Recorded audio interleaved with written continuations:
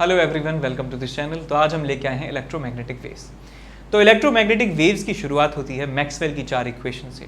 तो मैक्सवेल ने 4 इक्वेशंस दी थी जिनमें उन्होंने मैग्नेटिज्म और इलेक्ट्रिसिटी को कंबाइन किया था और उन्होंने बताया था कि ना सिर्फ इलेक्ट्रिक करंट से मैग्नेटिक फील्ड प्रोड्यूस किया जा सकता है बल्कि एक टाइम वेरिंग इलेक्ट्रिक फील्ड की मदद से भी मैग्नेटिक फील्ड को प्रोड्यूस किया जा सकता है। ध्यान से सुनिए कि हम ये बात तो जानते ही हैं कि एक करंट कैरिंग एलिमेंट है, करंट कैरिंग कंडक्टर है, उससे हम मैग्नेटिक फील्ड जनरेट कर सकते हैं। मैग्नेटिक फील्ड उसके आसपास होता है, बल्कि एक टाइम वेरिंग इलेक्ट्रिक फील्ड की मदद से मैग्नेटिक फील्ड को डेवलप किया जा सकता है।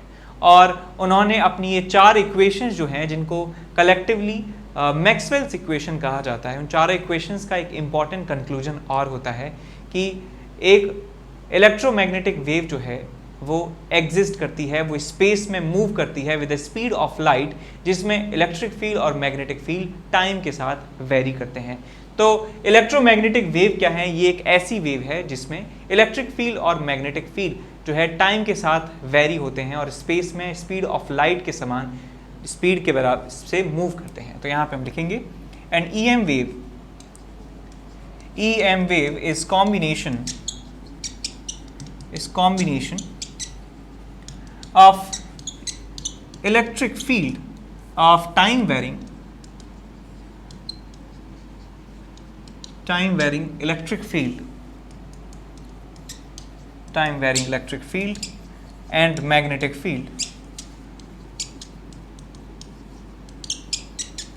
propagating in space with speed of light तो ये उन 4 इक्वेशंस का एक इंपॉर्टेंट कंक्लूजन था कि एक आपके पास टाइम वेरिंग मैग्नेटिक फील्ड और इलेक्ट्रिक फील्ड जो है ये स्पेस में मूव करते हैं विद स्पीड ऑफ लाइट, और इस मूवमेंट को ही, इस कॉम्बिनेशन को ही इलेक्ट्रोमैग्नेटिक वेव कहा जाता है। अब एक बार हम देख लेते हैं कि वो 4 इक्वेशंस मैक्सवेल की कौन कौन सी हैं जिनसे ये कंक्लूजन निकलता है। तो सबसे पहले हम यहाँ पे पढ़ते हैं मैक्सवेल इक्वेशंस में मैक्सवेल्स इक्वेशन, और इसमें सबसे पहली इक्वेशन हमारे पास होती है कि integral of E dot D s is equal to close integral of E dot D s is equal to Q divided by epsilon naught, जिसे हम गॉस लॉ भी कहते हैं, जिसे गॉस लॉ भी कहा जाता है। गॉस लॉ इन इलेक्ट्रिसिटी यानी चार्जेस के रेफरेंस में जब गॉस लॉ का इस्तेमाल किया जाता है, उस गॉस लॉ को मैक्सवेल ने अपनी पहली इक्वेशन माना। तो इस एक्सप्रेशन का मतलब क्या है, एक बार आप फिर से सुन लीजिए कि E is net electric field at a point, और ds जो है एक छोटा सा एरिया एलिमेंट है, और यहाँ पे इंटीग्रेशन के साथ ये गोल सा साइन लगा है, इसका मतलब है कि क्लोज सरफेस में जो है हम इंटीग्रेशन कर रहे हैं। तो यहाँ पे मैं लिखूंगा कि क्लोज्ड इंटीग्रल इसे कहते हैं। इसका मतलब होता है integration over the closed surface. ये इस इंटीग्रेशन साइन का मतलब है। E डॉट डी एस आप समझ गए कि इस पॉइंट पे इलेक्ट्रिक फील्ड और इस पॉइंट पे area vector, elemental area vector का जो समीशन है, का जो डॉट प्रोडक्ट है, उनका summation all over the surface is equal to Q inside upon epsilon naught. मैं आपको और थोड़ा सा समझाता हूँ कि मान लीजिए आपके पास कोई भी एक क्लोज्ड सरफेस है, एक क्लोज्ड इमेजिनरी सरफेस है। मैं मान लेता हूँ कि ये रूम जो है, ये रूम को घेरे रखे हुए एक इमेजिनरी क्यूब है या क्यूबॉइड है। तो ऐसे एक किसी भी टाइप का शेप हो सकता है, एक स्फीयर हो सकता है, कोई भी रैंडम टाइप का एक शेप हो सकता है, वो क्लोज्ड होना चाहिए। तो इस क्लोज्ड सरफेस में हर एक पॉइंट पर एक एरिया वेक्टर यदि हम ड्रॉ करें, क्लोज सरफेस में आप जानते हैं एरिया वेक्टर आउटसाइड लाई करता है, ds वेक्टर, हर जगह ds वेक्टर। अब हर एक पॉइंट पर इलेक्ट्रिक फील्ड कितना है, मैं मान लेता हूँ यहाँ पे इलेक्ट्रिक फील्ड कुछ और है, θ1, यहाँ पे इलेक्ट्रिक फील्ड कुछ और है, यहाँ पे इलेक्ट्रिक फील्ड कुछ और है, यहाँ पे इलेक्ट्रिक फील्ड, यहाँ पे इलेक्ट्रिक फील्ड, यहाँ पे इलेक्ट्रिक फील्ड, यहाँ पे इलेक्ट्रिक फील्ड कुछ और है। तो हर एक जगह पर E dot D S plus E dot D S plus E dot D S plus E dot D S plus E dot D S plus E dot D S plus E dot D S plus E dot D S plus E dot D S, ऐसे ही surface के हर एक छोटे छोटे part में मैं E dot D S का summation कर देता हूँ, तो वो जो वैल्यू है हमें मिलती है Q अपॉन एप्सिलॉन नॉट के बराबर। यानी कि इसके अंदर जितना भी चार्ज रखा है, टोटल जितना चार्ज इस सरफेस के अंदर इंक्लोज्ड है, that charge divided by epsilon not के बराबर होता है ये वैल्यू। तो ये पहली इक्वेशन है, इसको याद रखें, काफ़ी इंपॉर्टेंट है, इसका इस्तेमाल जितना होना था वो हो चुका है पहले चैप्टर में। अब हम चलते हैं दूसरी इक्वेशन की तरफ। दूसरी इक्वेशन मैक्सवेल की इक्वेशन क्या है? That is integral, close integral of B dot D s is equal to 0। Close integral of B dot D s is equal to 0। इसका मतलब क्या है कि यदि हम एक क्लोज्ड सरफेस से मैग्नेटिक फ्लक्स कैलकुलेट करें। अच्छा, एक बात और बताऊं आपको, ये भी जो है, ये पूरा जो एक्सप्रेशन है, इसको कहते हैं electric flux through close surface. Electric flux through closed surface, closed surface. और ऐसे ही यहाँ पे जो integral B dot D S है, close integral B dot D S, इस एक्सप्रेशन को कहा जाता है magnetic flux, magnetic flux through closed surface, through closed surface. और ये मैग्नेटिज्म के समय आपको बताया गया है कि ये जो वैल्यू है 0 के बराबर होती है, बिकॉज मोनोपोल जो है, मोनोपोल एग्जिस्ट नहीं करते हैं, और इसे कहा जाता है Gauss law in magnetism. Gauss law in magnetism में ये हमने आपको पढ़ाया था, मैग्नेटिज्म, कि close integral of B dot D s is equal to 0, because monopole जो है वो एग्जिस्ट नहीं करते हैं। हमेशा जो मैग्नेटिक फील्ड जो है वो मोनोपोल नहीं है, तो कभी भी आप Q इनसाइड की बात करेंगे, मैग्नेटिक टोटल चार्ज की बात करेंगे, तो वो 0 आएगा। अब इसके बाद चलते हैं नेक्स्ट, हमारे पास है थर्ड इक्वेशन। थर्ड इक्वेशन क्या कहती है कि integral of E dot d l, close integral of E dot d l is equal to minus of d phi B by d T.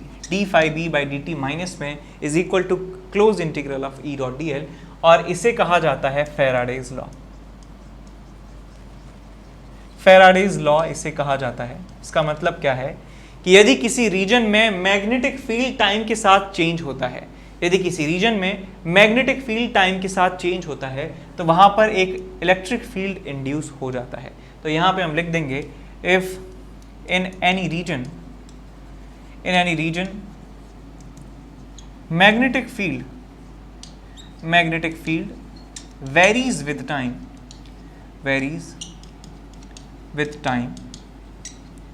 then electric field may produce there, electric field जो है produce हो जाता है। Faraday's law ये कहता है।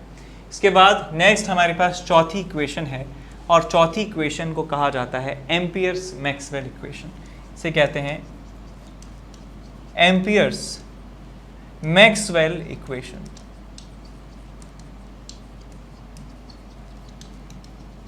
ये एक इक्वेशन है जिसमें मैक्सवेल ने थोड़ा सा करेक्शन किया था, और इन चारों इक्वेशंस को कलेक्टिवली मैक्सवेल्स इक्वेशन कहा जाता है। तो ये आपके पास कहती है कि integral of B dot d l, close integral of B dot d l is equal to mu naught into I plus I d. इसे कहा जाता है डिस्प्लेसमेंट करंट, जो इस बार सिलेबस से हटा दिया गया है। डिस्प्लेसमेंट करंट, और ये जो है वो इनक्लोज्ड करंट है, कंडक्शन करंट है। और यहाँ इसको ऐसे भी लिख सकते हैं कि close integral of B dot d l is equal to mu naught into I c, या कंडक्शन करंट, या सिंपल I लिख सकते हैं, plus mu naught epsilon naught d phi E by d t. इस इक्वेशन का मतलब क्या है कि यदि किसी रीजन में इलेक्ट्रिक फील्ड वेरी हो रहा है, इलेक्ट्रिक फील्ड टाइम के साथ चेंज हो रहा है, तो उस रीजन में मैग्नेटिक फील्ड इंड्यूस हो सकता है, और यही बेसिस बनता है, यही बेसिक फंडामेंटल रूल बनता है इलेक्ट्रोमैग्नेटिक वेव के प्रोडक्शन में। इलेक्ट्रोमैग्नेटिक वेव ऐसे ही प्रोड्यूस होती हैं, मैं आपको बताता हूँ कैसे प्रोड्यूस होती हैं अगले अगले सेक्शन में। लेकिन आप यहाँ पे समझ गए कि ये चौथी इक्वेशन क्या बता रही है कि इलेक्ट्रिक फील्ड के वेरी होने से मैग्नेटिक फील्ड डेवलप हो जाता है। थर्ड इक्वेशन में क्या बताया था? थर्ड इक्वेशन में कहा था कि मैग्नेटिक फील्ड वेरी होगा तो इलेक्ट्रिक फील्ड डेवलप होगा। चौथी इक्वेशन में क्या कहा है कि इलेक्ट्रिक फील्ड वेरी होगा तो मैग्नेटिक फील्ड जनरेट होता है। अब हम यहाँ पे लिखते हैं कि source of electromagnetic wave, source of electromagnetic wave. तो इलेक्ट्रोमैग्नेटिक वेव बनती कैसे हैं? तो इसका जो सोर्स है वो होता है एक्सेलरेटेड चार्ज। एक चार्ज आपके पास ऑब्जेक्ट है, चार्ज पार्टिकल है, यदि उसके पास कोई एक्सेलरेशन है, उसको एक्सेलरेट करवाया जाता है तो इलेक्ट्रोमैग्नेटिक वेव जो है इमिट करता है। इसके कुछ एक्सेप्शन है कि कई कई जगह ये नहीं भी करता है, लेकिन मोस्ट ऑफ द टाइम ये करता है। Accelerated charge particle, accelerated charge particle produce electromagnetic waves। अब समझेंगे कि कैसे एक accelerated charge particle electromagnetic waves generate कर सकता है और वो कैसे स्पेस में मूव कर जा रही हैं इतनी तेजी से, ठीक है। और इसका एक्सेप्शन मैं आपको बताता हूं कि एक एक्सेलरेटेड चार्ज होता है जब हम बोर मॉडल की बात करें तो बोर मॉडल में कहा गया था कि एक न्यूक्लियस के चारों तरफ इलेक्ट्रॉन घूमता है। तो इलेक्ट्रॉन जब गोल गोल घूमेगा तो इसका मतलब है कि उसके पास सेंटर की तरफ एक फोर्स होना चाहिए, सेंटर की तरफ एक्सेलरेशन होना चाहिए v²/r, जो उसको प्रोवाइड कराता है electrostatic force between nucleus and the electron. लेकिन तब भी ये कोई भी इलेक्ट्रोमैग्नेटिक वेव जो है ये नहीं इमिट करता है, क्योंकि वहाँ पे जो है बहुत सारे रीजंस आ जाते हैं कि ये फिक्स्ड एनर्जी लेवल होता है, तो इनके एनर्जी लेवल फिक्स होते हैं तो इसलिए इमिट नहीं कर पाता है इलेक्ट्रोमैग्नेटिक रेडिएशन। इसका एक्सेप्शन जो है आप याद रखें कि एक इलेक्ट्रॉन मूव करता है जब एटम के अंदर, तो वो इलेक्ट्रोमैग्नेटिक रेडिएशन नहीं छोड़ता है, नहीं इमिट करता है। लेकिन accelerated charge in general produces electromagnetic waves. अब यहाँ देखते हैं कि क्या हो रहा है। तो मान लीजिए आपके पास एक चार्ज है जो ऑसिलेट कर रहा है, ऑसिलेट कर रहा है, SHM कर रहा है। आप जानते हैं कि जब चार्ज ऑसिलेट करता है तो उसके ऊपर एक्सेलरेशन लगता है और एक्सेलरेशन डिस्प्लेसमेंट के प्रोपोर्शनल होता है।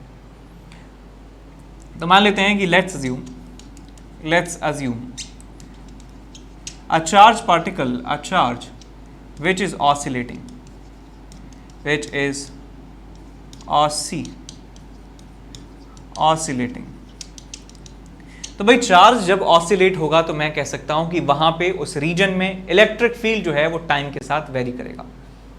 ठीक बात, ये बात समझ गए कि चार्ज के मूव करने से इलेक्ट्रिक फील्ड वहां पे वेरी करेगा, क्योंकि चार्ज अलग अलग जगह पे जाएगा और समझ गए चार्ज अलग अलग जगह पे जाएगा, चार्ज का मैग्नीट्यूड बदलेगा, तो इलेक्ट्रिक फील्ड भी वहां पे बदलने वाला है। Hence time varying electric field, time varying electric field will be there, will be produced, लिख सकते हैं will be produced।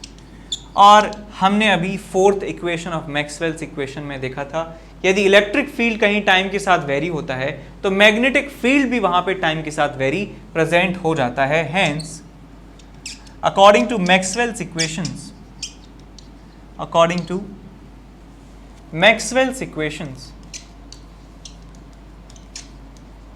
magnetic field, of course time varying magnetic field जो है वो भी प्रोड्यूस हो जाता है वहां पे, produced there। अब magnetic field time varying produce हो गया तो वो फिर से इलेक्ट्रिक फील्ड जो है वो प्रोड्यूस करता है time varying, and it again produces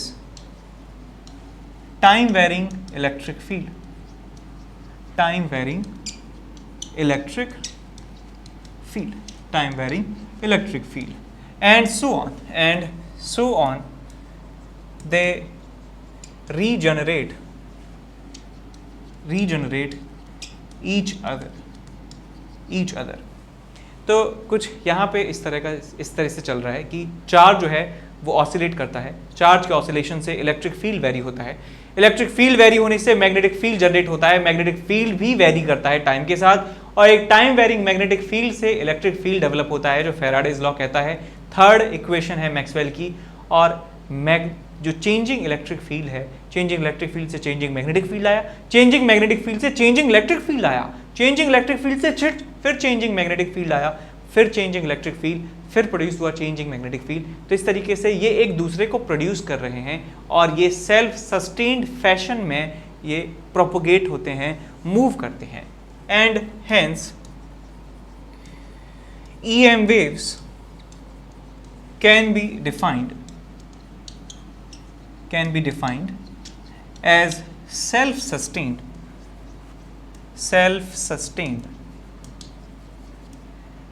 oscillations of electric and magnetic field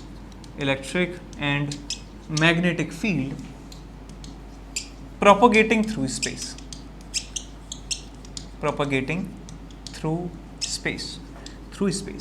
अब सवाल आता ये है कि ये जो एक दूसरे को प्रोड्यूस कर रहे हैं, खर्चा कहाँ से आ रहा है, एनर्जी कहाँ से आ रही है? इसका जवाब है कि ये एक दूसरे को एक दूसरे से प्रोड्यूस कर रहे हैं, तो इसका खर्चा जो है दे रहा है charge.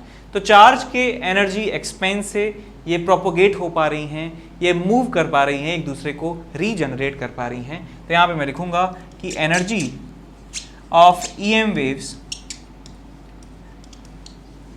is on the expansion waves is produced, energy wave is due to expense ये खर्चे वाला एक्सपेंस है, expense of energy of oscillating charge।